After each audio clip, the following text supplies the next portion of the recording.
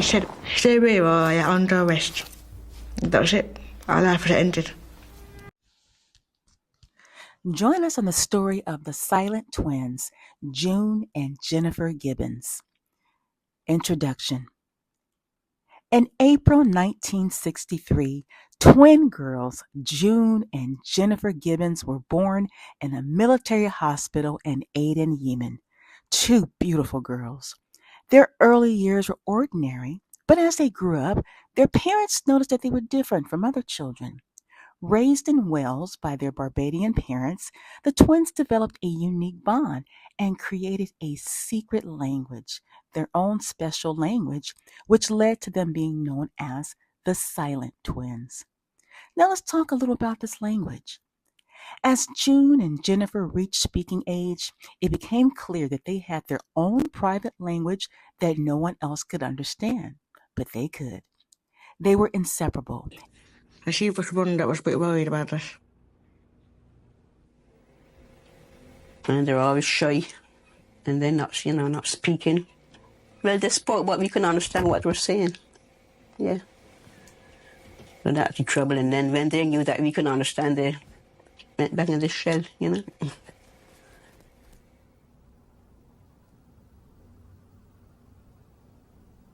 They communicated between themselves. That was the thing with the twins, they could make signs. And if you asked one a question, say June, you have to look at Jenny before they communicate. That seemed to run in most twins, look at.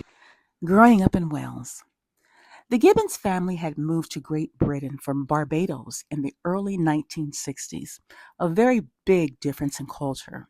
Now, although the family spoke English at home, June and Jennifer spoke a sped-up version of Bajan Creole.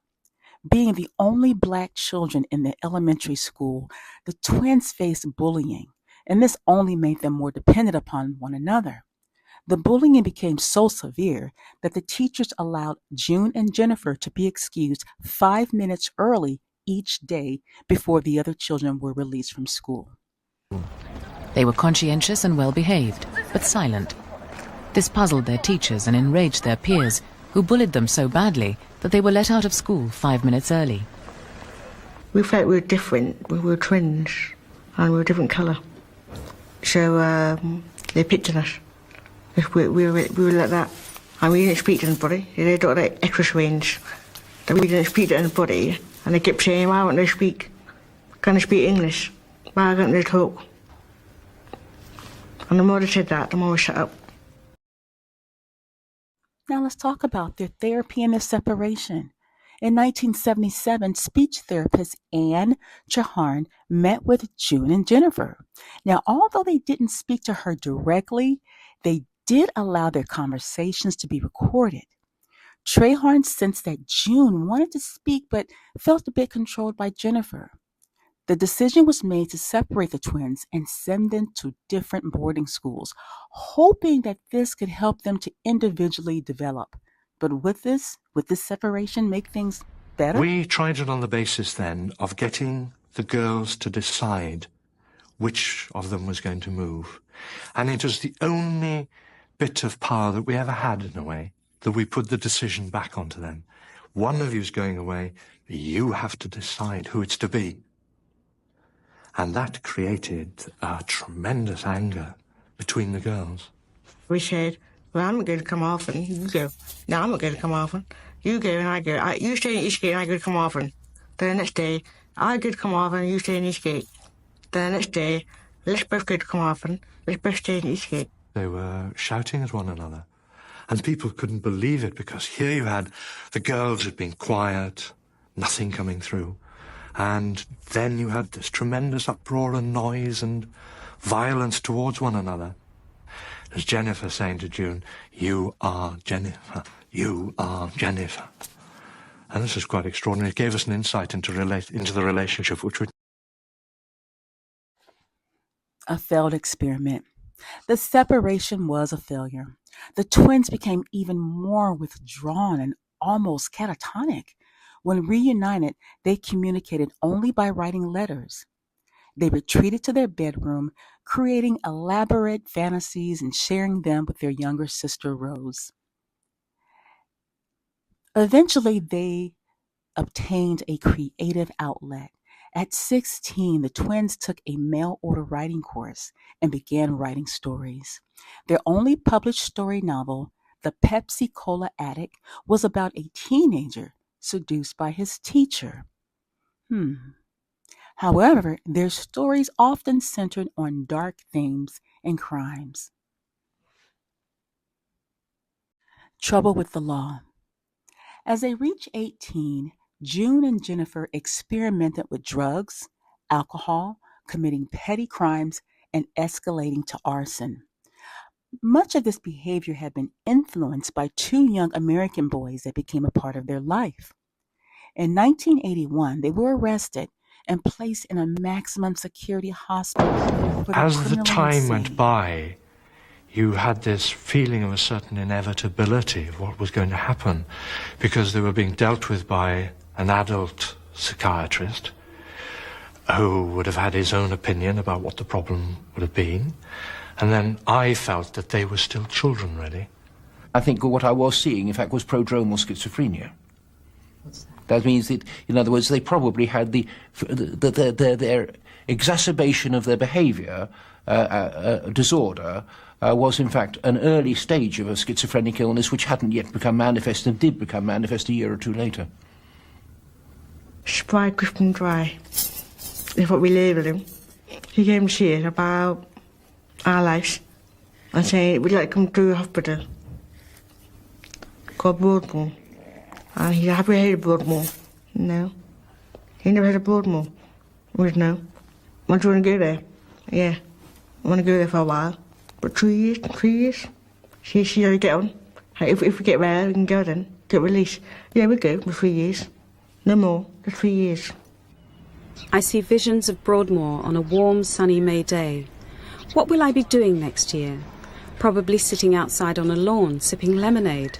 Nurses in white walking around, lounging around, and I'd be free to sit there, perhaps sewing or knitting. Still young, but more mature, more communicative, more flexible. The advice that had come back from the professionals was that these children were psychopathic arsonists, that they were dangerous, both to themselves and to the society at large. And this certainly didn't match up with my feelings in the matter at all. And the parents were unaware of what was going on and were happy to leave the matter in the hands of British justice, in which they had enormous faith. The possibility of their going to prison would have been in their worst interests. They would have had a long prison sentence for the crimes that they had committed, and they would have gone to prison and been no better, had no treatment, and this would have left a situation in which they would have come out far worse than they would have gone in. I thought that they were in need of treatment. They had been in need of treatment, I thought, for 4 or 5 years before I saw them.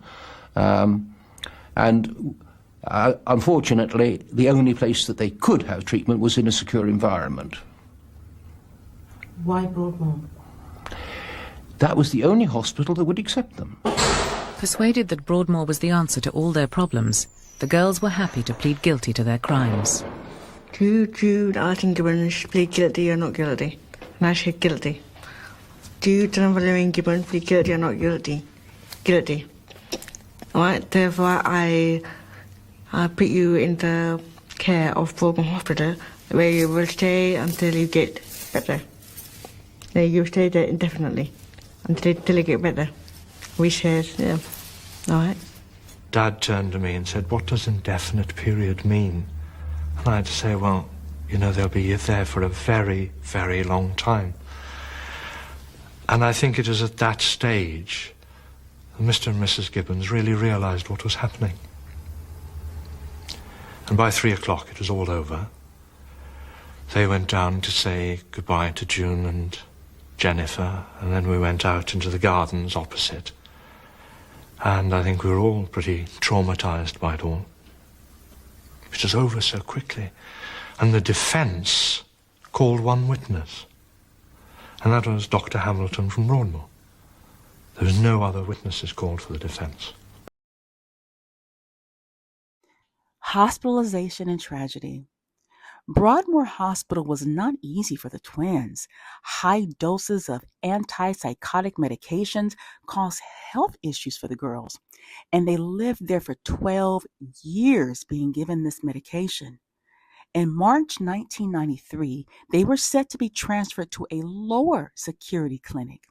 However, during the move, Jennifer fell unresponsive and was sadly pronounced dead from a sudden heart inflammation at just 29 years old. So very young, and so much life ahead of her. A new beginning for June. Jennifer's death was very sad. This was a very sad moment for June. However, June did begin speaking to everyone, leading to a very normal life. The story of the silent twins came to public attention thanks to a particular journalist named Marjorie Wallace.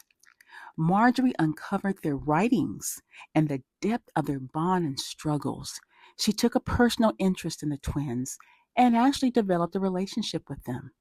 Marjorie was one of very few people that were able to develop this closeness with the twins and to get them to speak. Thanks to Marjorie, there's much more that was learned about them. Though many reports have tried to label the twins as being strange, as being weird, as being different, we have to remember these were children. These were two children. There was a reason that they developed these type of personality traits. These were not traits that were normal for children. What caused it? What led to it? We don't know. The psychiatric community has given them particular diagnoses. Whether these diagnoses are correct or not, we, the general public, don't know. But we know that these twins must have gone through some serious things in their life to allow them to resort to not speaking to individuals. So, though we may not completely understand their actions, we may not completely understand their life, let's give them grace. And let's remember that these were children. These were not adults. These were children. Children in need of help, in need of encouragement, in need of love and comfort. And thankfully, eventually they did get that. However, it took a very long time, and it was at the expense of one of the twins dying. However, Jennifer does continue to go on with her life, and she does lead a relatively normal life. We thank you so much for listening, and we ask that you will please join us for other stories. Please hit the like and subscribe and notification button so that you can be alerted when we post other interesting and fascinating stories. Until next time, everyone, please be safe. Take care. Thank you so much for joining us and supporting our channel. If you enjoyed this story, please tap the like button below. And if you have not yet subscribed, please hit the subscribe button so that you will not miss out on our future exciting stories. Until next time.